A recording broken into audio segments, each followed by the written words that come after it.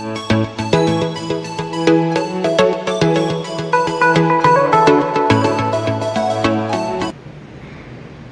Morning সবাইকে। তো আজকে অনেক সকালে ঘুম থেকে ওঠা হলো, ছোট্ট একটা ইনফরমেশন দিয়ে যাই। সেটা হচ্ছে যে আপনি যে খাবার খান, এই খাবার আমি 5টা স্টেপ বলে যাব। এই 5টা স্টেপ যদি ফলো করেন, আপনার খাবার যে হজম শক্তি সেটা বৃদ্ধি পাবে।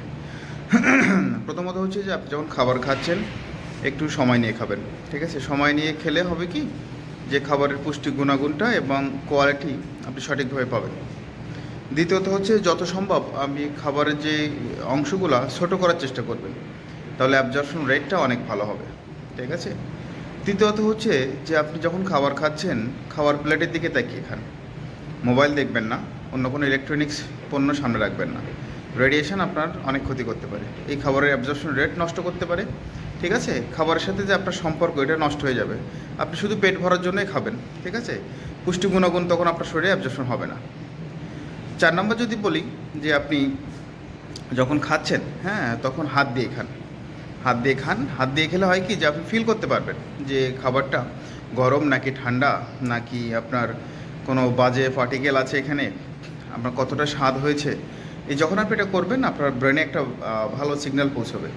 যখন ভালো সিগন্যাল পৌঁছবে, তখন আপনার যে হ্যাপি হরমোন যেগুলো, এগুলো রিলিজ হয়, হলে আপনার স্যাটিসফ্যাকশন যে লেভেলটা, এটা অনেক হাই হয়ে যাবে, ঠিক আছে? তখন খাবার খেয়ে আপনার তৃপ্তি অনুভব হবে।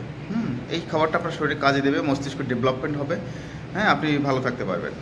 আর ফাইনালি যে কথাটা বলবো সেটা হচ্ছে, যখন খাচ্ছেন আপনি 30 থেকে 40% খান, বাকি 60% বা 70% পেট খালি রাখুন, তাহলে ডাইজেশন আপনাকে সাহায্য হবে, ঠিক আছে? অনেক কাজে দেবে, ঠিক আছে? যখন ডাইজেশন ভালো হবে, তখন দেখবেন যে এনার্জি কাজে লাগতেছে। আপনি যখন ফুল লোড করে খাবেন, তখন এই এনার্জিটা অনেক হাই হয়ে যায়। আপনি যদি খেয়েই শুয়ে পড়েন বা খেয়ে দৌড়দৌড়ি করেন, অনেক সমস্যা হতে পারে, ঠিক আছে? এই জন্য পেট সবসময় খালি রেখে খাবেন, অর্ধেকটাই খালি রাখবেন, তাহলে আপনার দ্রুত এই পাকস্থলীর যে ফাংশন সেটা কাজ করবে, ঠিক আছে?